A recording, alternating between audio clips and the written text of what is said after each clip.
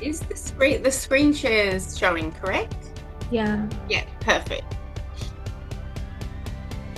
Welcome everyone. Jump in. Welcome everybody. Pop your name in the chat.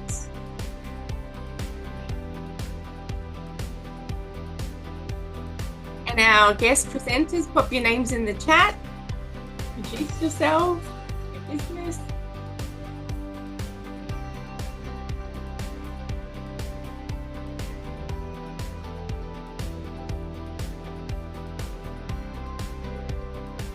Lovely to see you back, Christina.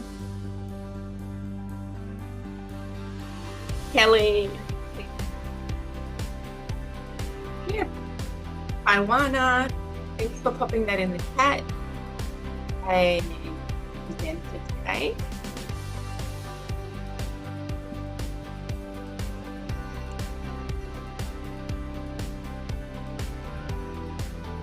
Cathy.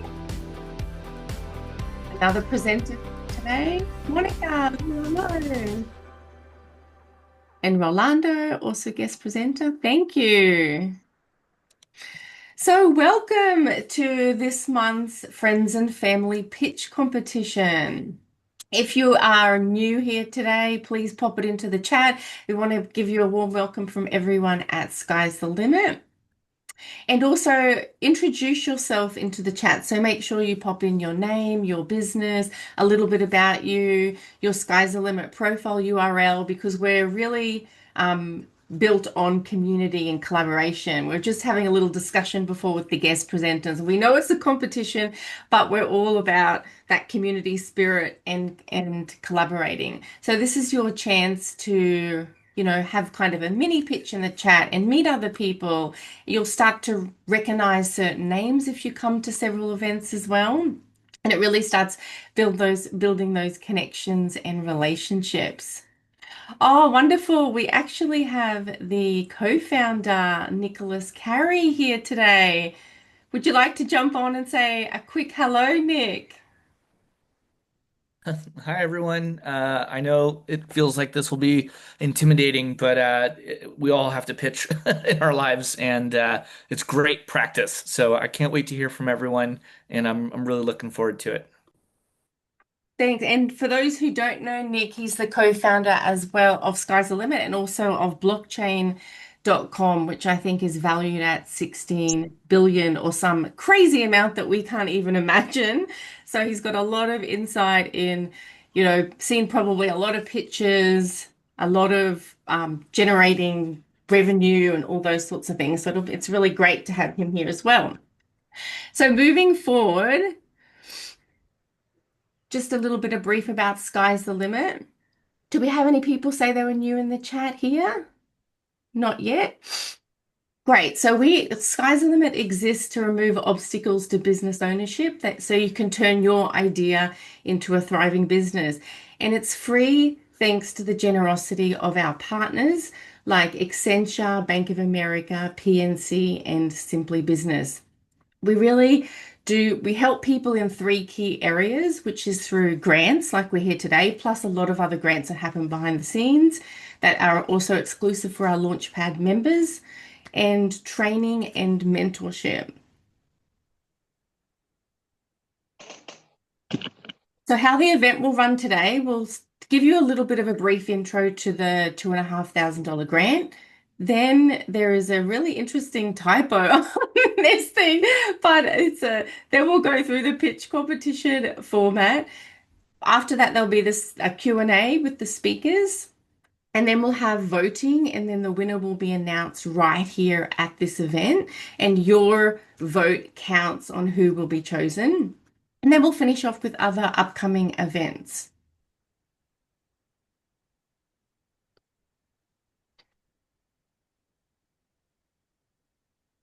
Okay, so those for the monthly $2,500 grant, what it makes it quite unique is it's open for idea stage entrepreneurs. So when you've signed up and joined the platform, All you need to do is go in and upload your pitch and your idea, and then you build boosts inside the platform, and those with the top two most boosted pitches automatically go into the next month's pitch competition, which I believe was Cathy and Tywana for this one. And then we also choose a wildcard entry, which was Rolando. So that's chosen on those who are putting initiative. They're in there, they're working on their missions, they're working on their business, they've attended a pitch practice event, they're really active in the community, and that's how the wild card is selected.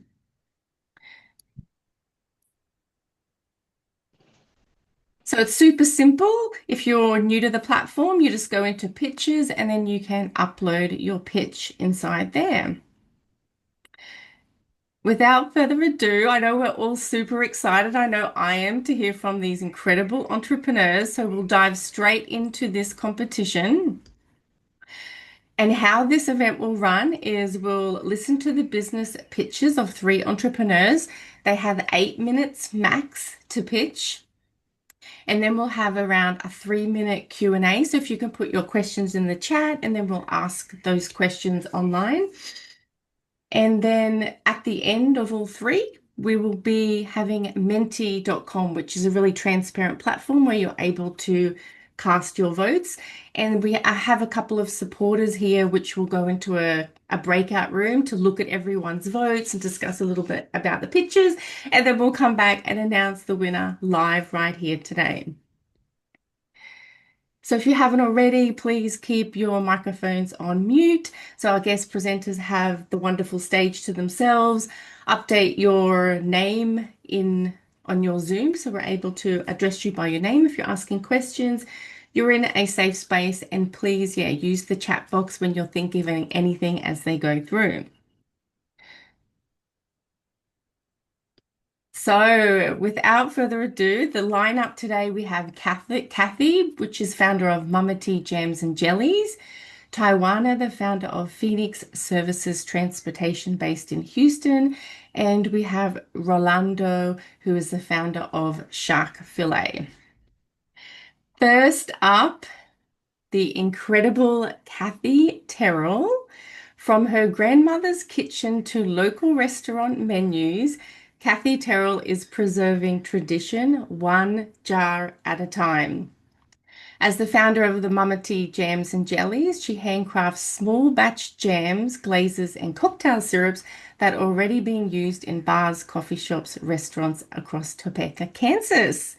Thank you so much for being here today, Cathy, and take it away. Thank you. Thank you very much. Okay.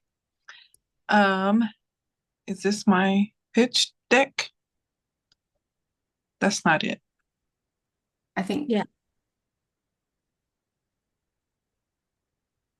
Okay, that's it.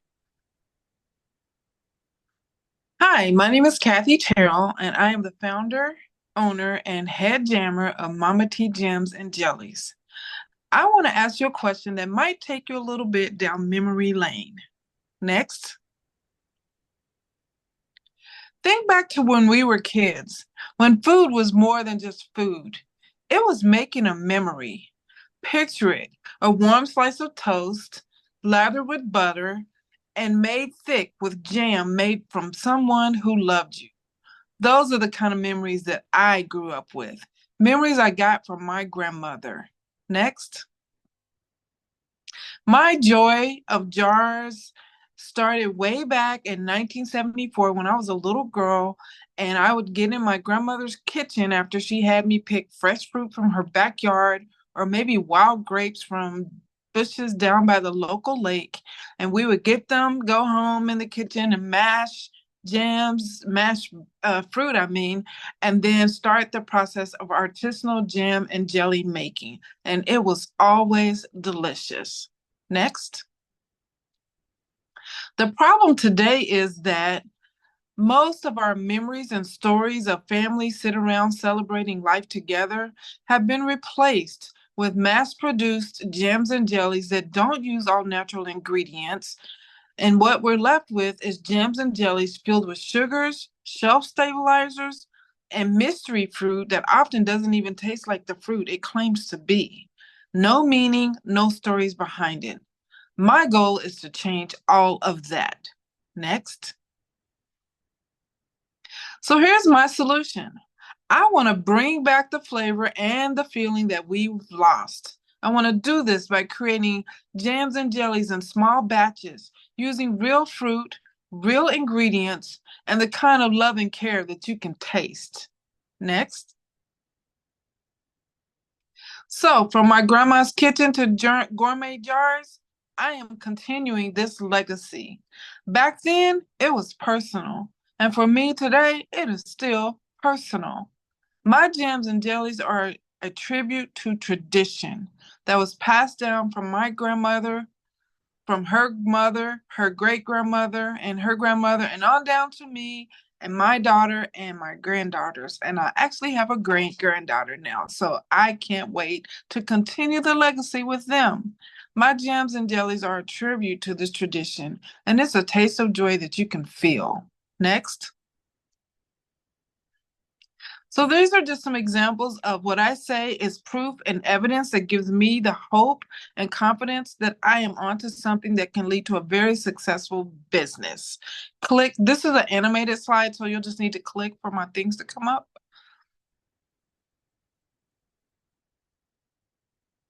The first one is that 60% of my customers are repeat customers, meaning after they buy and try the first time, they always come back for more. The second piece of evidence is that I have sold out in 15 farmers markets events since April 15th of this year. Next, wholesale partners are waiting to get my stuff on their shelves and on their menus. I have 3 active right now and 10 on the waiting list. I just got my wholesale license 4 days ago, so I am ready to start making those partnerships and growing this business. Next is that my Facebook following has grown from 35 followers in October to over 2,000 today, which is a really good trend. Next. And my product market is a good fit. I make unique jams, syrups, glazes, even cocktail syrups for local bars and restaurants. And then the last one is that there's been a growing media presence for my business locally where I live and being on the news, special programs, and recently attending a podcast done by one of our civic leaders in Topeka, Kansas. Next. So here is what also excites me. The market is just wide open for growth. Statistics show that there was not a $9.6 billion jam and jelly preserves market in the U.S. today. Next. Second, 76% of consumers bought specialty food last year, such as jams and jellies, artisanal brands. Next. There is a rising demand for local Black-owned and women-owned brands such as mine, so that excites me. Next. There's a national trend in experience-based eating. So people aren't just eating to get full or to have food, but they want to experience something that's memorable, that gives them joy, that is emotional connection. And that's what Mama T Jams and Jellies provides. Next. So I'm not just selling jam, I'm offering a taste of heritage, joy, and quality that today's consumers are hungry for. And the market is wide open for a brand like Mama T's to grow. Next. To help grow my brand, I've identified 7 streams of revenue that include direct-to-consumer, such as my farmers market sales, wholesale, food service, that's restaurants and retail locations, private label co-branding. I have a few restaurants that I have a flavor that is unique to them and exclusive to them, so if people want to try it, they have to go there. Event revenues, such as trade shows and larger events like fairs. I have a specialty product line, such as my soda pop line that I just started last week with my Dr. Pepper flavor. And coming soon is my subscription service where people can subscribe, get a jar of the month, and a gift. So Mama T Jams and Jellies is diversified, it's scalable, and strategically positioned for growth. Next. The competitive edge is that authenticity that I create can't be mass produced. This brand is founder led, story driven, locally sourced, unique, and the community is all in. And I have a flexible distribution model. Our edge isn't just flavor, it's the feeling. We offer joy in a jar that customers keep coming back for. Next. This is how my funds will be used basically to help me get my product ready to be on the shelves in local stores, local, not only local, but nationally. So I want to use this to get me out there ready to grow. Next. So my goal is to be a nationally recognized brand. I do not know why that just happened. My goal is to be a nationally recognized brand, expand my distribution, increase direct to consumer sales, and launch a scalable product that brings life, joy, creativity, and quality to kitchens everywhere, all while staying rooted in the small batch values and community connection. Next. That is my joy story, and I'm sticking to it.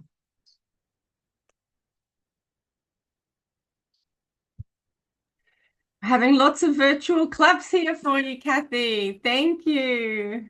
And congratulations on your pitch. We can That see, was excellent.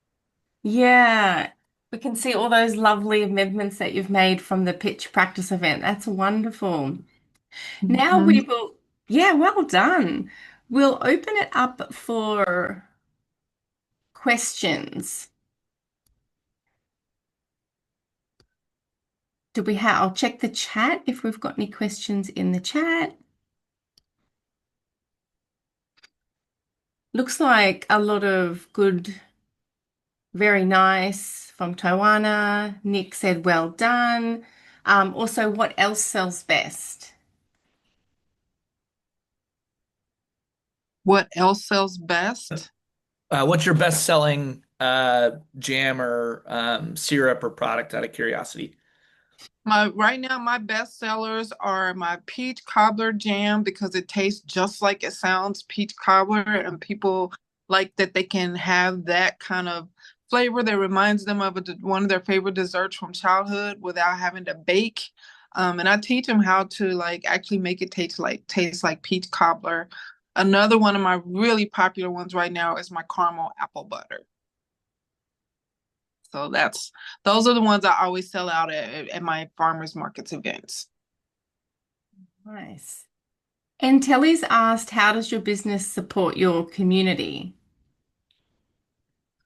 So I get involved in a lot of community events, and so one of the things that I'm doing right now is I am starting a podcast as a graduate of the Omni Business Academy that I went through when I wanted to start my business, and so now I'm serving as a mentor to other entrepreneurs out there that might want to know, like, have an idea but don't know what to do. And I talked to them about the Omni Business Academy, but I also talked to them about Sky's the Limit. And I've also actually shared with some of the people that graduated with me about Sky's the Limit and encouraged them to get involved in this because it has levels of entrepreneurial support that Omni is not there yet, but they're working towards it. So it's just a way of helping people find resources and get connected. So I'm involved in a lot of things in my community. I don't want to take up time telling you guys all the hats I wear.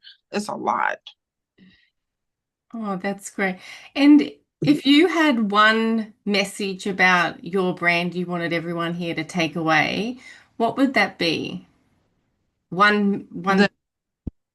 One message, I think the joy in every jar is that my goal really is, to give people that experience of, wow, it's not just that I'm eating something, but I'm eating something that brings me a little bit of joy.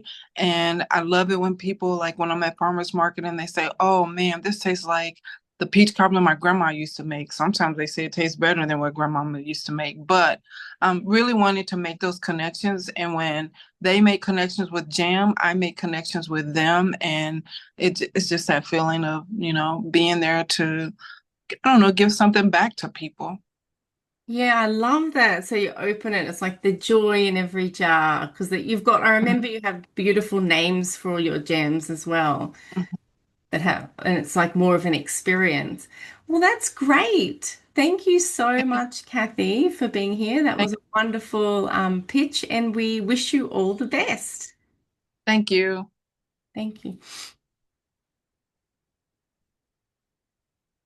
Gotcha. And up next, our second guest presenter today is Tywana Bush, founder of Phoenix Services Transportation, which is a growing Houston-based business that's been on the road for over a year, serving numerous paying customers. Oops. There's the introduction for Tawana Bush, serving numerous customers with dependable people first service. She has a vision for independence and impact. So let's give Tywana a very warm welcome.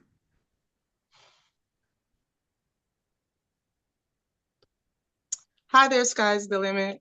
My name is Tywana Bush, and I'm the founder of Phoenix Services Transportation. Next. So a little bit of background about me. I actually founded my company in May of 2023, but I've actually been doing this service for the past 15 years. I started out as a delivery driver for a pharmacy where I went out to patients' homes and delivered medicine to them. While connecting with those patients, I found that they just needed rides, not just to the doctors or to the hospitals, but just to run errands like going to the grocery store, picking up grandkids, things like that. So that's initially how I started. Um, Finally, in May of 2023, I decided to make it official and do it full time. I'm also the mother of a child on the autism spectrum. He's an adult now, but with dealing with him and his needs, I found that a lot of their needs need to be tailored to them. So that's why also, that was another reason why I decided to go ahead and start this business. Next.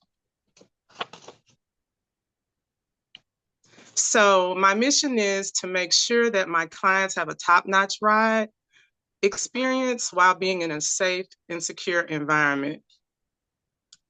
This will ensure that they have peace of mind and their families have peace of mind while they're out running their errands. So what this also means is I can accommodate most of their special needs. And I say most because right now we are not wheelchair accessible, but we will be looking to accommodate wheelchairs and scooters in the future. Next. So my vision is to provide affordable transportation for all, not just special needs, but the focus will be on the most vulnerable groups like the elderly, people with kids, and folks with mobility issues. Next. So our values are providing safe, secure transportation that is reliable, punctual, and a caring company. So I do a lot of community engagement. The way I conduct my engagement is I have a lot of people that can't afford a ride all the time. So I do make time to make myself available to give these people free rides because I see a lot of people that have to choose between eating, their medicine, or getting around. So I do understand that that is an issue. Next.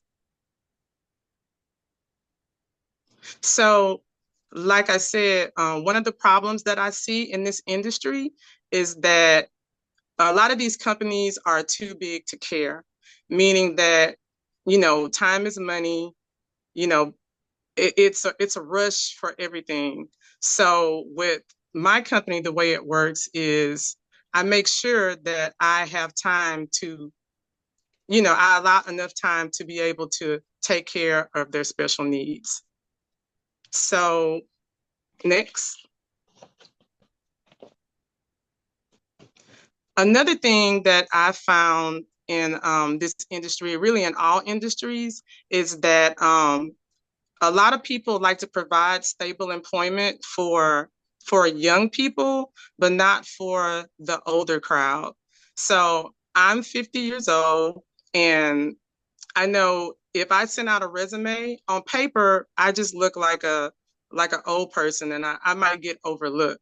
But what I would like to do is reach out to an untapped market, which is older adults and retirees. A lot of these people want to supplement their incomes and want to be able to provide for their community in a positive way.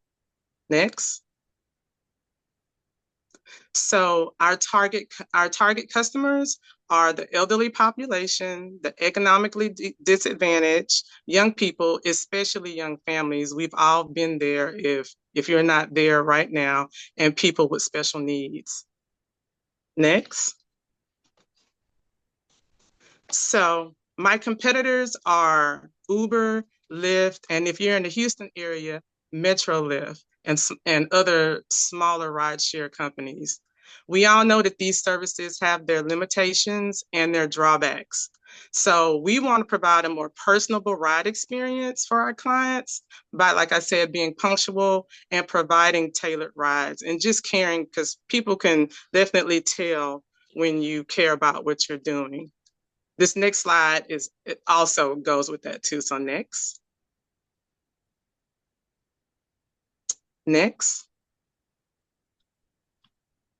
So what I'm trying to do is creating a team of dedicated drivers and securing more contracts. Like I said, the pool that I would like to reach out to are older adults and retirees. I say this because they have life experience, and a lot have compassion because they've been in these positions. So we want to be able to secure contracts with the state and other smaller local entities. Next. Building a brand is very important to secure our presence and credibility in this market. We plan to do this by doing more community outreach, highlighting our strengths and our reliability in safety and excellent service. Next.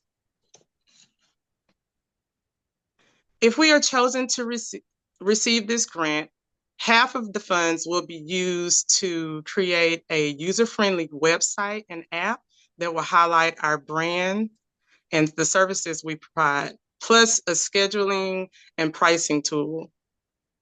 Next, this is a little bit of the same thing that I just talked about. So this is the app that I was talking about, something that's trackable for the family, the people that I'll be driving their families, so they can see exactly what's going on. They'll be able to, text us notes, check on them, that sort of thing, just to be able to be close and find out exactly what's going on step by step. Next.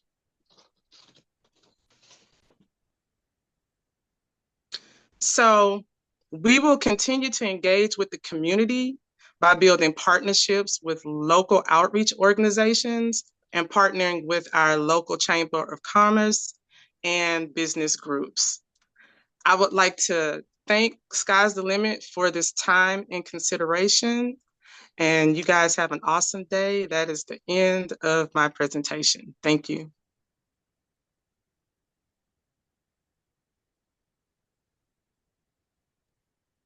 Thank you. Thank you so much, Tywana. I love what you're doing and how you're helping like people in a more specialized way.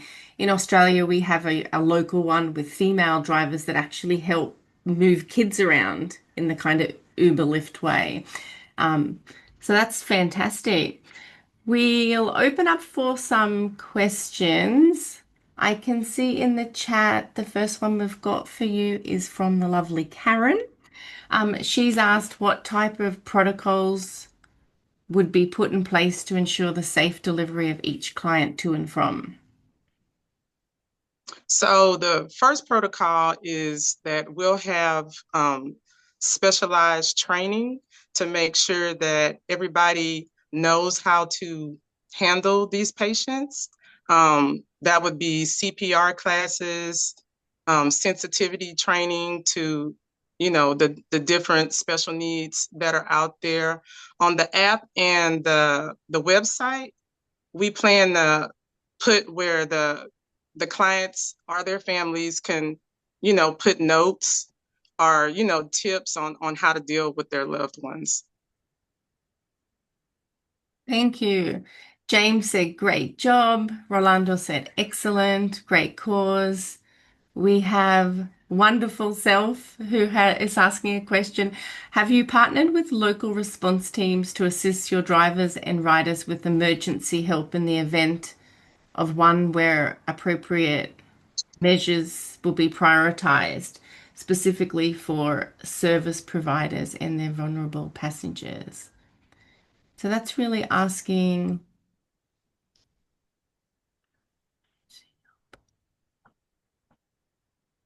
I think, does that mean wonderful self? Perhaps it means if anything happens with the passengers, partnered with local drivers and riders. I might move that. If you can pop into the chat again, maybe reword that one a little bit differently. Wonderful self. That would be fantastic. I'll jump forward to Rolando, who says, I'm wondering about liability insurance for driving and if you've researched those costs. I am researching those costs. I would have to provide commercial insurance, which that would be another thing that the grant would help with. Yeah, great. So I think we've got some clarification.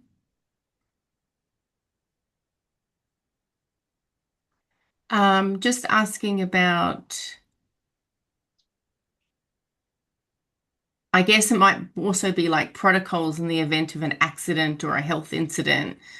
So, I mean, of course, the first thing that we would do, we would pull over and call 911 first. That's the most important. yeah, And we'll do what we can. Like I said, all my drivers will be CPR certified, and we'll do what we can until, the appropriate authorities get there to be able to take over. great response. Thank you. We've got a lot of people. Alfred saying excellent presentation. Karen's good job. Um, and also Jordan.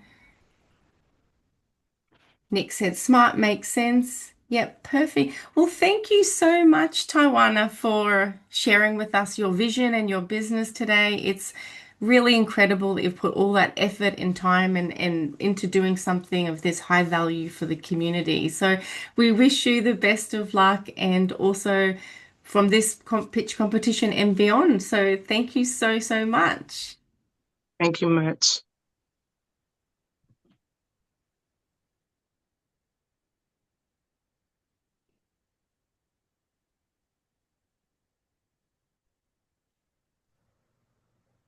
And up next, we have Rolando Huerta, who is our last pitch presenter for today. He is the founder of Shark Fillet, a bold tech startup redefining how creators and fans connect.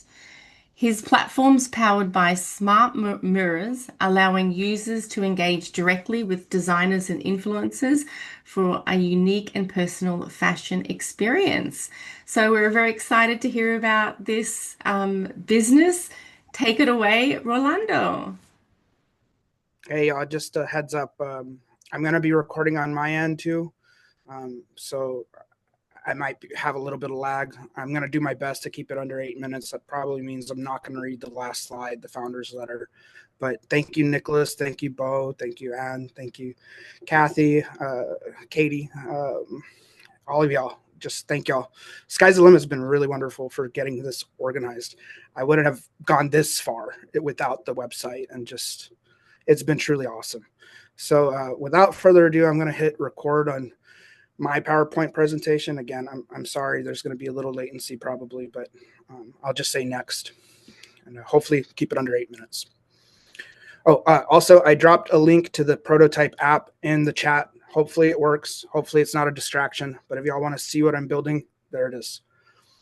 Okay, I'm going to hit record in 3, 2, 1. Oh, actually 3, 2, 1.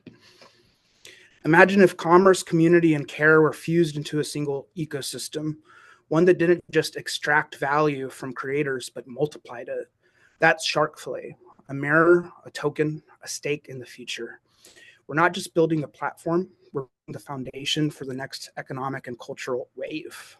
Shark Fillet isn't just a brand, it's a call to action. Be the shark, feed the circle. Next. Streaming changed the world, but not for the people who made it happen. Most creators still don't make minimum wage. They're isolated, unprotected, and underpaid. Their fans want more intimacy, more ownership, more meaning, but platforms just aren't designed for that. We believe the creator economy has outgrown its tools, and it's time for something radically better. Next. Picture yourself at a mall, a gym, a friend's studio. You glance at a mirror, but it's not just a reflection. It's a storefront, a social portal, a co-op. This is the smart mirror, our Trojan horse into the creator economy. Shark Fillet connects streamers, designers, and fans to sell, wear, and showcase live. Every product supports the maker, rewards the creator, and builds community wealth through Fillet tokens. A portion of every sale gets staked, powering fan rewards, real-world benefits, even healthcare. E-commerce becomes emotional, interactive, and regenerative. Backed by a $2 million NSF grant eligibility, we're building the infrastructure where every stream becomes a storefront and every fan becomes a founder. Next. Every product you see through Shark Fillet reflects a human behind it. Whether it's a shoemaker in Vietnam or a streamer in South Dakota, every dollar tells a story. We call it conscious commerce. Our mirror doesn't just show products, it reveals purpose. This isn't about transactions. It's about transformation. The Fillet token turns purchases into equity in people, in culture, and in meaning. Next. The world doesn't need more clothes, per se. It needs more connection.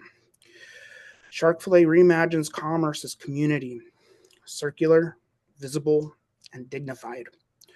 This isn't just about fashion. It's about ownership, equity, and choosing what kind of economy we want to belong to. Every piece is on demand, ethically sourced, traceable to the artisan, and staked into a living ecosystem of streamers, designers, and local makers. No more landfill fashion. No more invisible labor. No more soulless supply chains. Every fillet spent activates real people and builds a commerce aligned with conscience. This is how we build a living economy, one where every user is a stakeholder. Fillet means impact you can track.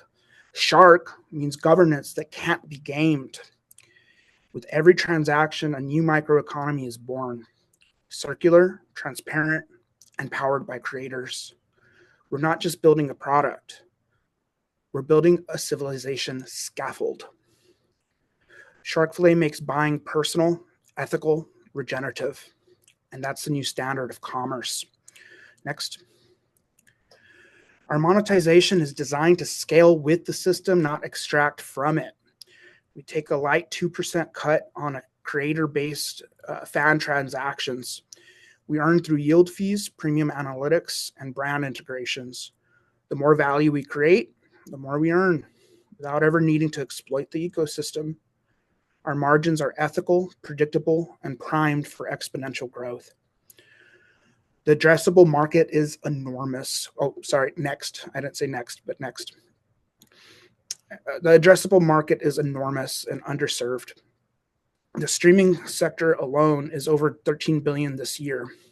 But when you factor in creator tools, NFTs, digital goods, healthcare, and ethical shopping, you're looking at a multi-trillion-dollar opportunity. We're aiming to unite fragmented industries into one seamless, ethical, and scalable experience. Next. In just 5 years, with modest growth assumptions, we're looking at revenues north of 100 million annually. Our projections are built on steady user growth across 3 verticals: streamers, ethical buyers, and fans. These aren't pie in the sky numbers. They're grounded in trends we're already seeing. With the right funding, we can hit these milestones ahead of schedule. Next. Even in our worst case, we've got traction. But our best case, 100,000 users by 2027, 5 million plus in annual recurring revenue, and the most loyal creator base in the industry. Our goals are clear. Prototype this year, launch next, and then activate our health fund. A true differentiator that turns fans into protectors, not just consumers. Next. Oh no, I lost my slide.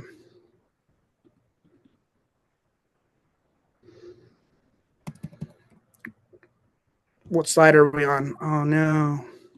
It's not letting me go back. Competition. Derailed. Sorry, y'all. It's not letting me go back. I have to restart. It's on competition, and I think that's page 10 of 15, and there's a minute I'm on left. I'm So on the maybe power. Okay, sorry. On competition. I'm there now, but I know why. The cameo on my PowerPoint, I didn't reset it. there's a minute 30 left, Rolando. So Okay, so on slide 10, let's be honest, no one else is doing this. Twitch, Patreon, and Kick give creators tools, but no ownership, no care, no future. We offer it all. Tokenized equity, health benefits, real co-governance. Sharkfillet isn't competing on features. We're redefining what platforms even are. We're the first with a complete loop, and we won't be the last. Next. Our go-to-market strategy is low cost and high conviction. We lead with creators, giving early adopters exclusive tools and tokens. Our overlays will sit on Twitch, Kick, and YouTube before we migrate fully. Beta Shark Care ensures our flagship streamers become evangelists. This isn't hype for hype's sake. It's network effects engineered. Next. Since our initial vision, we filed a provisional patent for a unique interface combining healthcare, streaming, fashion, payments, and Web3. I've launched the first product and made the first sales, and it's my novel. I've built 4 working prototypes, modeled a 100,000 plus path in annual returns to cover 100,000 creators with basic healthcare, and been accepted into top funding networks, including the Hustle Fund. My next step is to file a C Corp in Delaware, setting up equity with Fidelity, and actively seeking a tech co-founder as we prepare our investor data room for Q4. And additionally, seeking work with a group like Fraction to develop the back end of the prototype and launch in as early as 60 days time. thank you. Next. Oh, that's the time. Sorry, Rolando. It's okay. But we made, yeah, well, thank you. I almost got it. Almost. I had that technical difficulty. I didn't delete a recording that I had on the presentation before, so it just stopped me. Yes. Oh, well, thank you. Thank you for sharing that with us. I don't see any questions yet, so I'd love to ask, could you walk us through the experience of the purchaser and the seller? Because you said it was the smart mirror. So does everyone need the mirror? But then you said there was the overlay on Twitch. So what would that purchaser experience or the seller experience actually be like? Right. So the first experience that I'm building out is for the website, an overlay, and a phone app, and that's what I have. I put in the chat here, um, and and essentially the chat is going to unify all the streamers. So you could actually take a look. Nicholas, I see your question there. So I'm not sure what you're able to see when you click the link, but hopefully you'll be able to see the actual demo product. It aggregates APIs from multiple sites and commerce platforms, and you throw in a function of the wallet, and then unique differentiating features where you can stake your cryptocurrency into actual streamers and creators, and that way you generate profit with the creators as well from your token. And so the front end MVP at the very beginning, it doesn't need to be a mirror, but I'll be honest with y'all that there's some exciting traction that's just blown my socks off. I have a meeting with someone next week to discuss getting this into 16,000 stores already. So I might be able to generate pre-sales. So my MVP might actually be the mirror and the app and all of it all at the same time. It'll just take developing the software on the smart mirror too. And I have full confidence that I could either outsource that or hire the right people to do it. So my role here is mainly to help put together the team that'll deliver not just the MVP, but the next stages. Wonderful. Thanks for sharing. Do we have any other questions from everyone here today?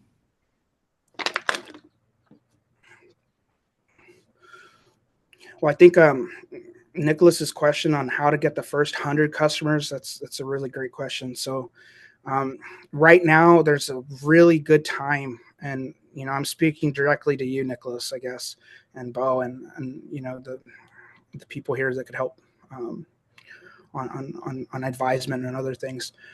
Right now is a unique time in the Twitch community. There's been a lot of backlash against certain creators being banned for no reason, certain other creators not being banned, and there's a good element of there's an opening, there's a cultural rift, so to speak, and I feel like that's how I could penetrate the market and just get my first 100 streamers to sign up. And I would look at folks even on Sky's the Limit, like Ali K. I would love to partner with her, deliver her clothing. Different people here on. I don't have a following on Twitch myself. I've never been a creator per se. I've always been a backer. I've always, thrown my money at people and just to see them thrive. The biggest support I've given was to. My inspiration was Grace Van Dien, an actress, and Casper Van Dien's daughter. I became her VIP for a good period of time. I'm still her VIP, so to speak, but I've been trying to build this out for people like her. So she's an actress, a streamer, and an influencer. But there's also normal people, like me, that are just they look at this platform as a 9-to-5, and they want to build out their community, and that's what I want to help too. Yeah, great. Well, thanks for answering those and popping those in the chat too, Nick.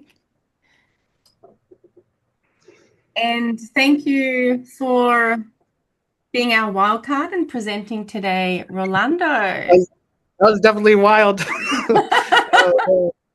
I couldn't believe it. I was like, why am I stuck? Why can't I click the arrow? Sorry, y'all. No, that's great.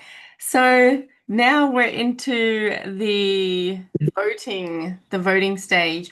So before we jump in, I'll give you a quick recap of all of our guest presenters today.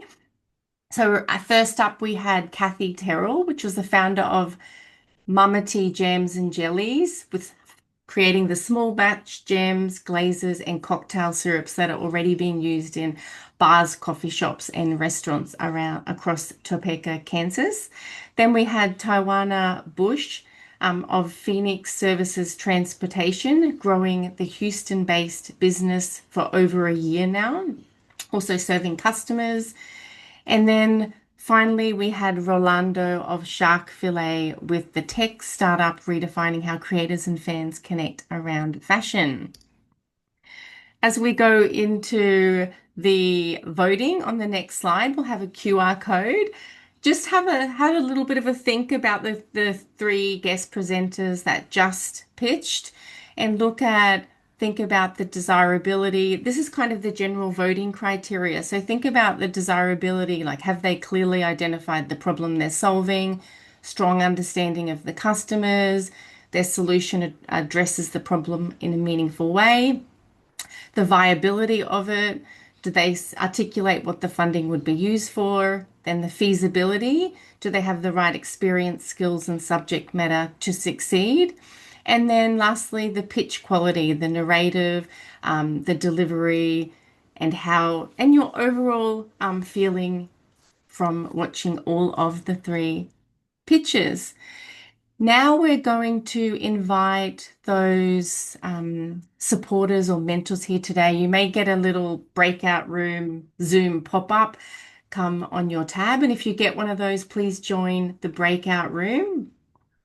That's where we'll be looking at all the voting results. And then I will leave it over for Anne here, who will explain for everyone else how you can start voting for who you would love to win the grant.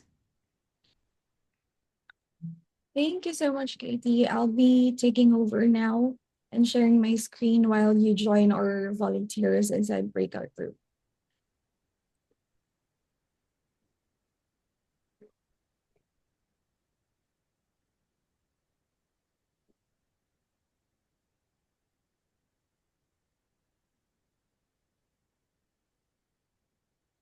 Are you good, Katie? Are you joining them? Yes, but I don't have the.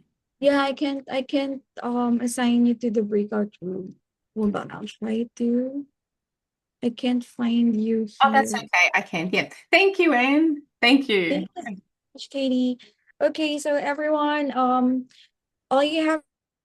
I thought her pitch was very precise.